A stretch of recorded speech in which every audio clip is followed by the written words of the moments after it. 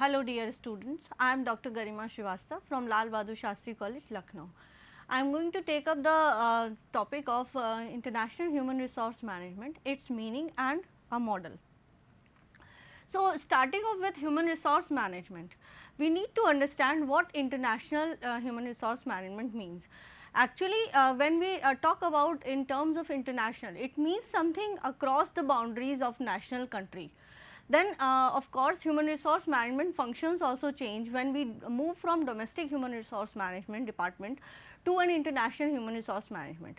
So, that is why it is important to understand why the term international that has been joined, that has been attached to human resource management term is important. So, here we can say international human resource management can be defined as a set of activities aimed at managing organizing human resources at international level to achieve organizational and achieve competitive edge over the national international level. So, when we talk about international human resource management, it not only deals with hiring of the specialized people who will work in the international environment, who will work in different countries for us, but also it also aims at achieving good skills, it aims at achieving the competitive skills so that they may handle the different operations that are there in the international countries. So, that is why human resource management is somewhat domestic human resource management is somewhat different from international human resource management. Now, international human resource management is actually a process of employing, training and development and compensating the employees in international and global organizations. Now, when we talk about international human resource management, it only deals with employing the people, hiring specialized personnel for working in the international environment, and it also deals with training and development and compensation package of these employees who will move from their native countries, who will move from their domestic countries to the international countries for the different operational purpose of the organization. So, for that purpose we need to understand how an international company works or an MNC works. An international company is one which has subsidiaries outside the home country. Now, here we are having a term that is called as home country. Now, home country is a country where the basic operations, where the base operations of organizations are worked out. So, that country is called as a home country. Now, when we move our operations, when we try to expand our operations in different other countries, like for example, suppose Coca-Cola or Pepsi is trying to expand in countries like Arab countries or India. So, here it would have to internationalize its product, it would have to set up different offices or say headquarters in India or Arab countries, so that its various operations related to these products are worked out in a very smooth manner. So, international company is one which has which works outside its home country, which relies on the business expertise or manufacturing capabilities of the parent country. That means it is important to understand over here that an international company, a company which moves outside its national borders for its various purposes or to sell its product in different other countries, it is important that it has certain capabilities of its own. Like I already gave an example of Pepsi or Coca-Cola, it has its own manufacturing capabilities, it has its own formulas for developing that particular syrup of Coca-Cola which is mixed with aerated drink. So, so for that purpose the specific composition of that is left to the country itself, left to the company itself, and rest of the things can be done in the home host country where we are going to expand our operations. Similarly, if we talk about an MNC, it is considered to have a number of businesses in different countries, but managed as a whole from headquarters located in one country. Now, when we talk about an MNC, it always works on a particular principle that it is always located, its headquarters are always located in one country itself, that is its parent country. Now, headquarter location in parent country, it means all the basic decision making, all the basic planning for different years, say about 1 year or 5 year or so on, is being done at the headquarter itself, and other countries in the rest of the other countries wherever the product is being sold, they are called as subsidiaries. The subsidiaries are set up at there. So, the centralization of power is basically vested in the parent country where the company is located. Whereas if we compare in international company, the manufacturing capabilities are only kept with the parent country, otherwise other things can be located in the host country itself. So, now we can define, according to Pagor and Myers, international or domestic human resource management is a method of developing potentialities of employees. Now, it means developing of potentialities of employees. That means we already have specialized people, we already have skilled and experienced people within our organization, but we need their specific potentialities so that they can exploit these potentialities, exploit these skills when they move out of their own parent country to the other countries, so that so as to expand the business of the organization. Now, similarly, Edwin B. Flippo has also stated that international domestic human resource management involves what? Planning, organizing, directing and controlling. That means all the 4 steps of specific you can say operations of a business. That means you have to plan, you have to organize everything, you have to categorize all the activities, then you have to direct the people that how they are going to work in the different environment, different countries, and of course, after everything has been done, evaluation of all the processes is being done. Then of procurement and development, compensation, integration. That means what we have to do? Planning of procurement of good people, procurement of skilled, experienced people, we have to develop them, we have to train them so that they are able to adjust in the different international environment. And then of course, if they are moving from their native countries to some other host country, how we are going to plan their compensation package so that their satisfaction level is also not decreased in the people who are moving out of the country. So, ultimately what it means? Ultimately it results in the maintenance of people for the purpose of contribution to the organizational, individual and social goals. So, ultimately we need to understand that international human resource management will be aiming at the integration of organizational, individual and social goals of the person. So, here we can see what actually IHRM means. It can be explained in 4 different terms. So, first of all, we are having multinational stages of development and its operational philosophy. It means how different companies operate within their parent country and how they expand, what strategies they take up when they move from their parent country to the host country.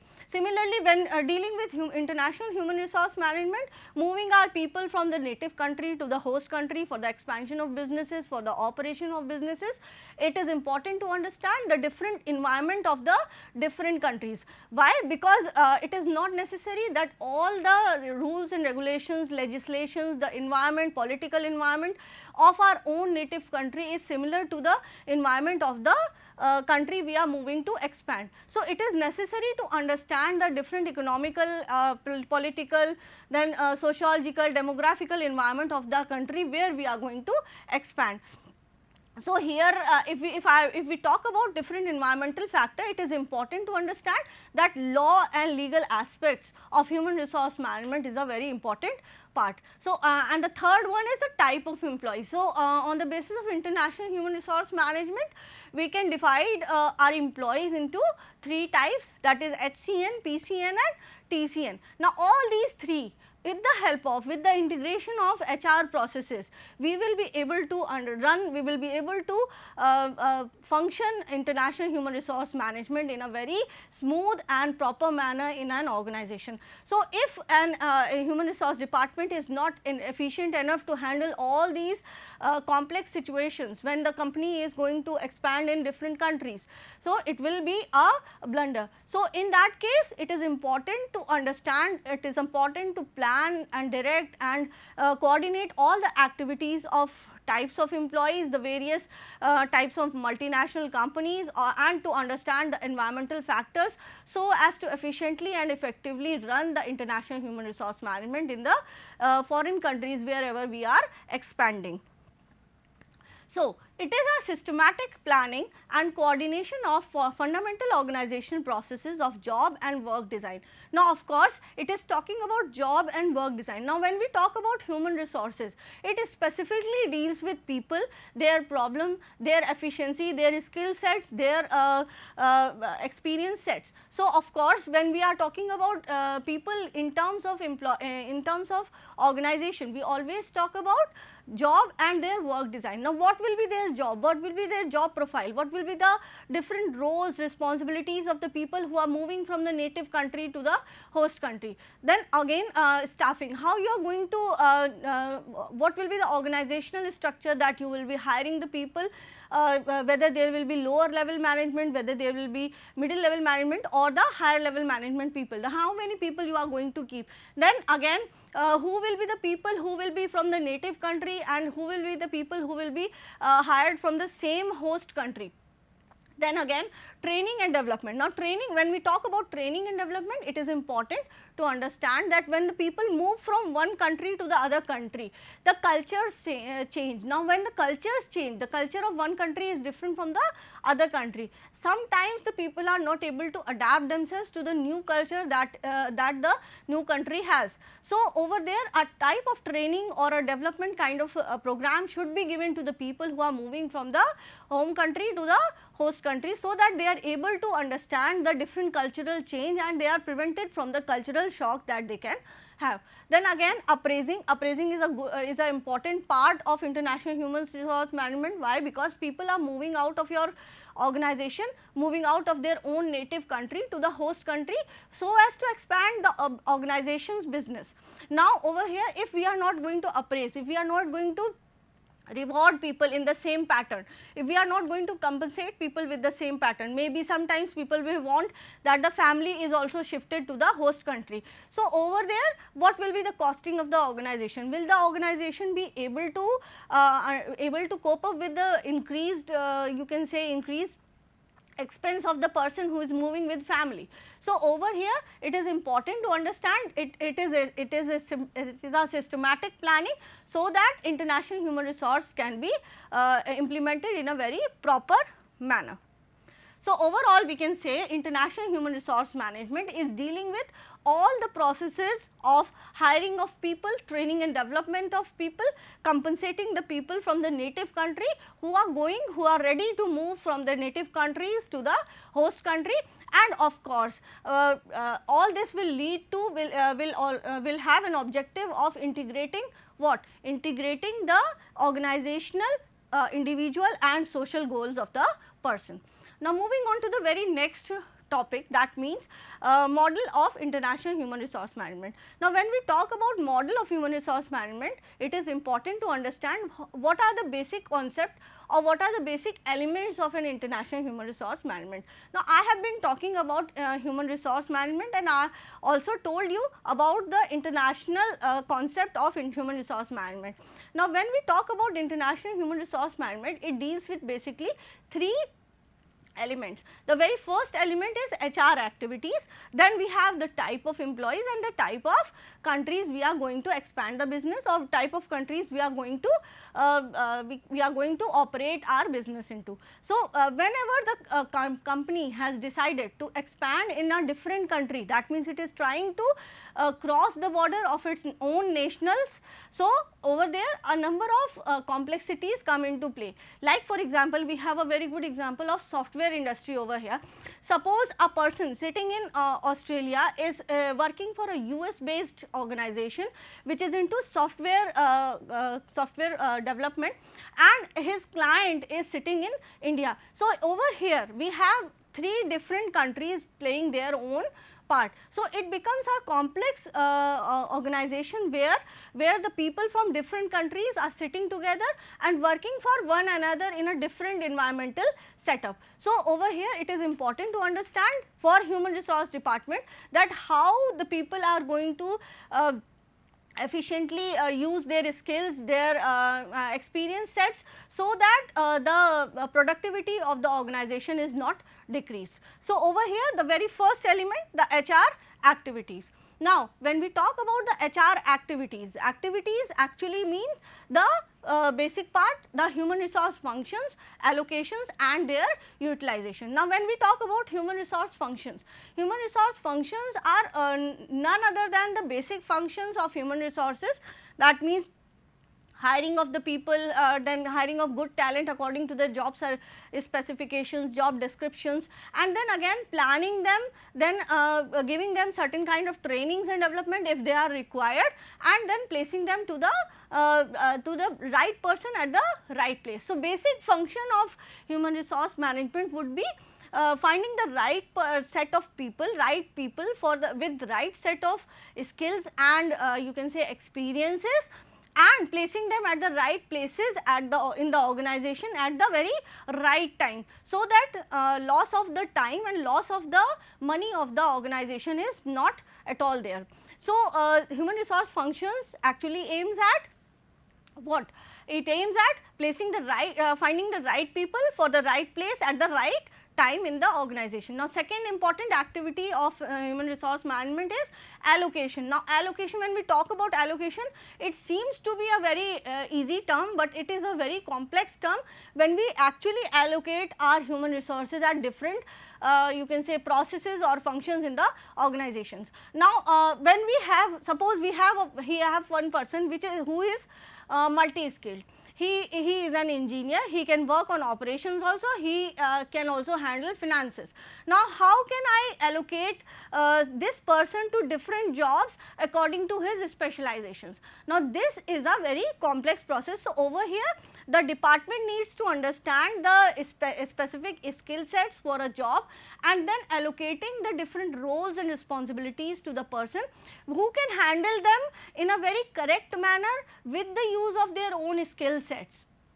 Then again, after both of these functions, the human resource functions and the allocation process, it will what ultimately lead to effective utilization of human resources. That means whatever human resources we have, whatever skill sets we have in the organization, pool sets we have, talent pool we have in the organization, we need to understand that who can be utilized at what place, into which functions, into which processes in a very effective manner. So, if we are able to take out that much utilization, say optimal utilization of one particular human resource in the organization, so it will ultimately lead to what? It will lead to higher productivity, higher efficiency of the people of the organization.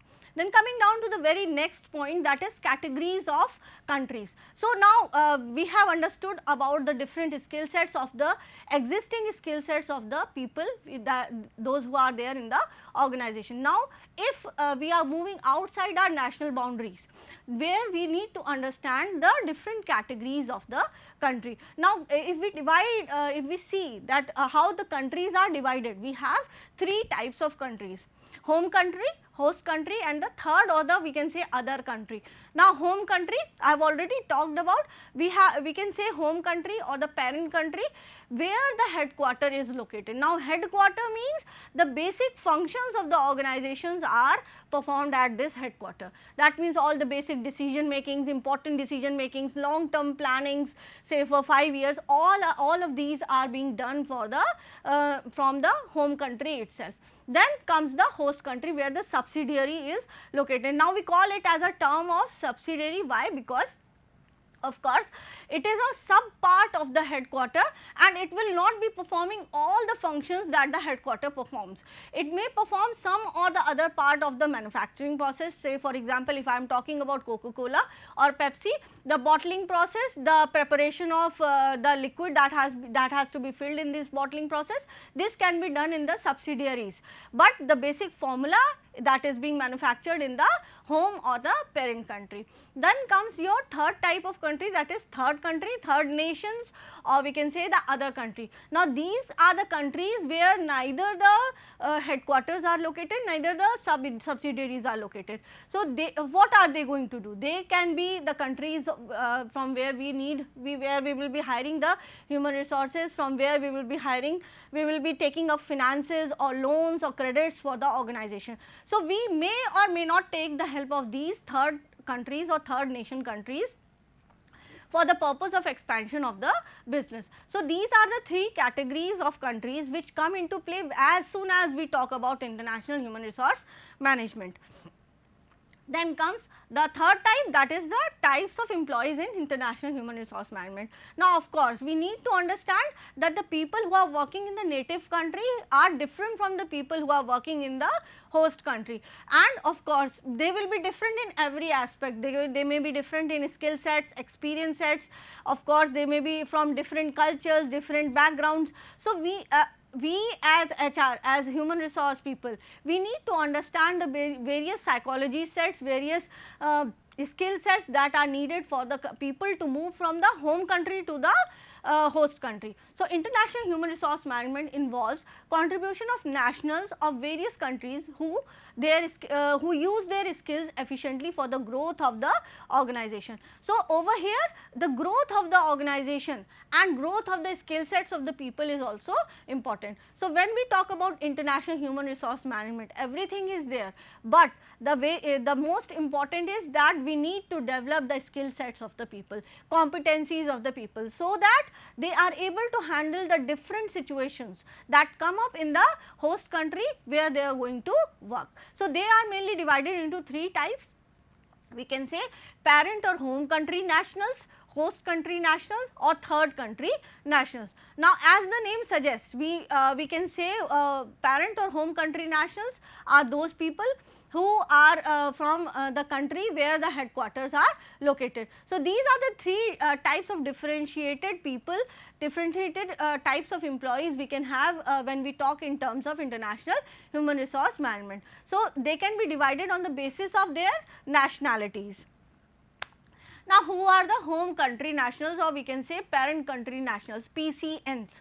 Home country nationals are the employees of the organizations, and these are the citizens of the country where the headquarters are located. So, now when we talk about people, when we talk about types of employees in the organization, it is important to understand their nationality, the country to which they belong. So, the people who belong to the parent country, who belong to the country where the headquarters of the company is located, they are termed as home country nationals or parent country nationals. Then second is host country nationals. Host country nationals are the citizens of the country where subsidiary is located, or when any organization recruits nationals of the country where the subsidiary is located. Now, when we talk about host country nationals, of course, host countries people will be addressed over here. So, the people who are working in the organization, if they are the citizens of the host country where we have located our subsidiaries for various functions of the organization, they will be termed as host country nationals. Now, we need to understand that the compensation package for parent country nationals or host country nationals will be way different from each other. Why? Because the different laws, taxations and tariffs that will be treaties that will be applicable to both these types of people will be different. So, we need to understand the planning of compensation package for both of these types of people who are working in the organization. Now, we have one more type of employees in the organization, that is the third country nationals, TCNs. Now, when we talk about the third country nationals, they are the citizens from the other countries. They are neither from the country where the headquarters is located, neither from the country where the subsidiary is located. Like for example, I gave an example of software industry where the client was from India. So, over here the person who is sitting in India is being served by a person who is sitting in Australia for a US based firm. So, over here a third type of employee come into play, that is the third country national. Over here again the compensation package will have to be understood before placing him at in the organization. Now, coming down to the very next point, that is what is the basic objectives of human resource management. Now, when the organization moves from one nation to the other nation, many types of environments come into play, and when we talk about it in a global scenario, it becomes important to understand the process of HR hiring, staffing of the people, their compensation packages, then again the appraising of HR for a better utilization of people. So, when we talk about international human resource management, it is a process of managing people in an international venture and involves activities in at least 2 nations. Now, why do we do so? It enhances to develop managerial skills, organizational knowledge, technical abilities of HR manager and employees. Of course, we when we target the people, when we aim at developing the people, training the people, we are already aiming at developing the capabilities of existing skill sets in the organization. So, it ultimately enhances the existing skill sets of the people who are there in the organization. Then secondly, we can have to develop more and better handle of global business operations. So, why do we train? Why do we train these people? We train these people so that they when they are going to handle the similar situation in different countries, they will be able to handle them in a very efficient manner, in a very proper manner. Then to manage and secure the performance, compensation and career path of the employees. So, sometimes people need some extra things, some extra benefits from the job. So, such people, if they are looking forward to increase, looking forward on their career path, they want some kind of growth, some kind of integration of their individual goals in the organization, they can definitely take up the path of international human resource management for growth, for progress in the organization. Then to manage an organize cross culture counseling and language training program. Now, of course, when we are moving cross the border, we need to understand the language problems that the person will be facing. We will be needing to understand the we will be needing to counsel the person so that he is free from cultural shocks. Then coming down to sixth point, to raise and develop better and new performance management of the human resources, to get more and more opportunities with global HR scenario, and to reduce the cultural differences as amicably for cultural environment. Now, we can say in totality, we can say that international human resource management deals with what? Deals with upgrading of existing people with their existing skill sets and capabilities, so that they are able to handle the operations that are going to come up in the host country, and with these skill sets they will be able to integrate organizational, individual and social goals. Thank you.